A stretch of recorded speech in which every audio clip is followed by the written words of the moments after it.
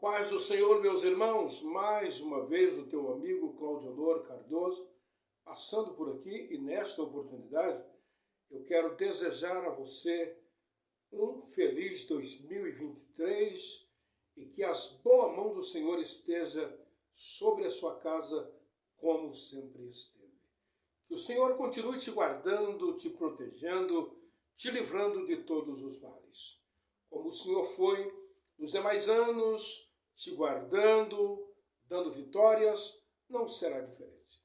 Esse mesmo Deus será contigo em toda a tua jornada, em toda a tua caminhada.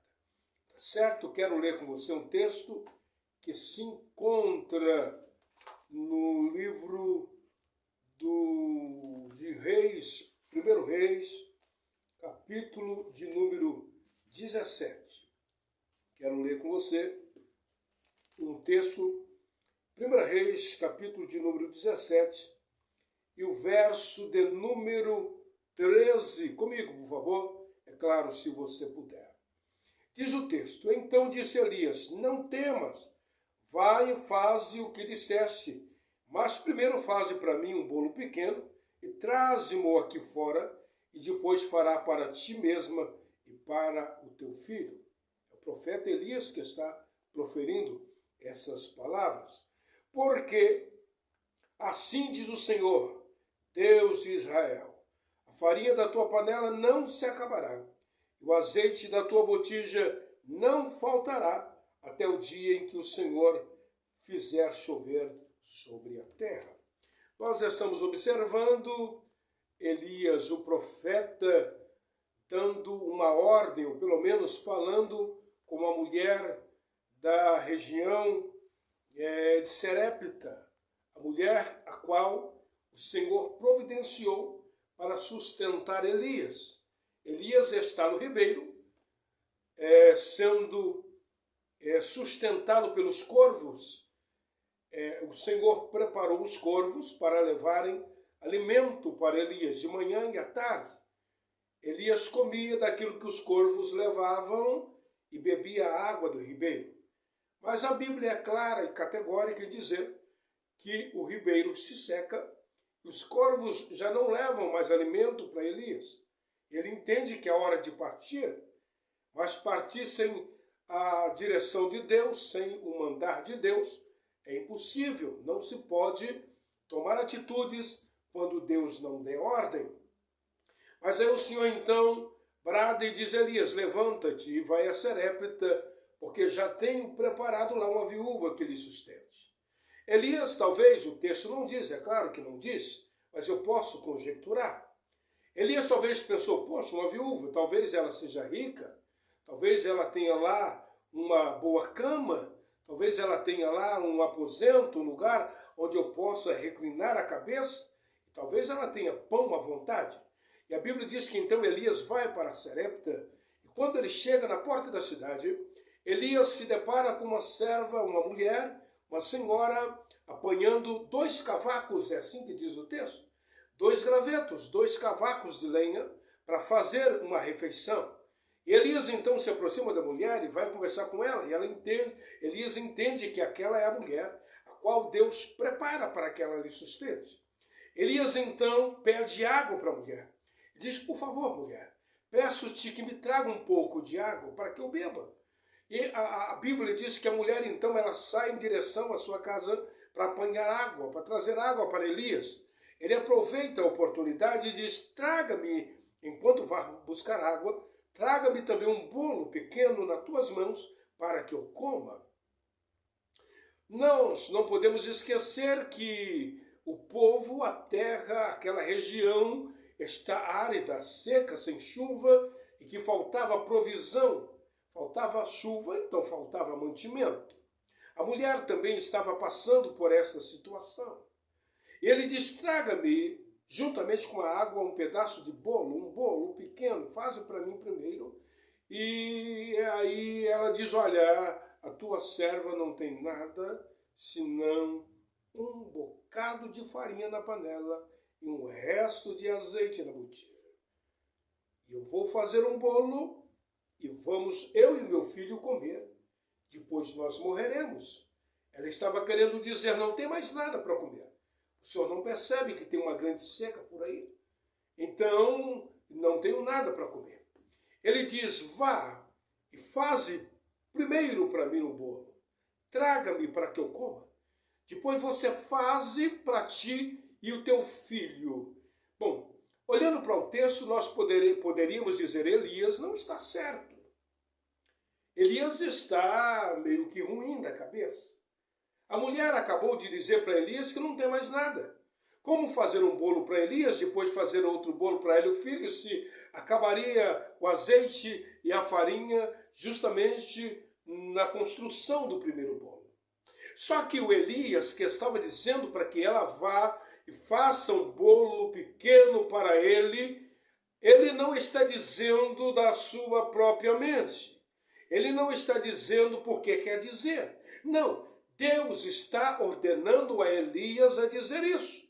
Então Elias disse com propriedade, vai e faça primeiro para mim, porque assim diz o Senhor, que a farinha da tua panela não se acabará, e muito menos o azeite da botija, até que o Senhor mande chuva sobre a terra. Você pode dizer um glória a Deus por essa palavra? E a Bíblia diz que quando Elias disse isso, a mulher acatou aquela palavra, reconheceu que não estava falando com qualquer um. Reconhece que quem está diante dela é um profeta, não é um andarilho, não é um pobretão, não é um Zé Ninguém, não. Quem está diante dela é o profeta do Deus dos exércitos. Então ela obedece a palavra de Elias. Ela vai lá e faz um bolo, traz para Elias, e ela volta e ela percebe que tem ainda farinha na panela. Ela percebe que a botija do azeite, em vez de ter acabado, está aumentando. Ela corre de volta na panela e ela fica abismada, porque já era para ter acabado a farinha, mas vai brotando dentro da panela mais farinha e na botija mais azeite. E a Bíblia Sagrada diz que todo dia ela fazia bolo, fazia comida, usava o azeite, e Elias estava hospedado ali, e ela percebia que ainda tinha farinha, ainda tinha azeite, até o dia em que o Senhor mandou chuva sobre a terra, não faltou farinha na panela, não faltou azeite na botija. Talvez você ainda não entendeu a palavra que eu estou falando aqui. Aleluia, o Deus que lhe mandou fazer é o Deus que tem compromisso com a palavra dele. Talvez eu esteja falando com pessoas que estão indecisas. Não vou fazer isso porque preciso para o amanhã. Eu não posso tomar uma decisão agora, ainda que parece que Deus está no meio de tudo isso. Eu tenho medo. Não tenhas medo, faça em o nome do Senhor Jesus. O Deus que preparou o mantimento de hoje é o Deus que prepara o mantimento do amanhã. Você precisa crer que Deus é infinitamente bom, aleluia, para cuidar da sua vida, desde que você obedeça a sua palavra. Quando o Senhor mandou Elias ir para a casa da viúva, Elias imaginou que era ele que seria sustentado por aquela mulher.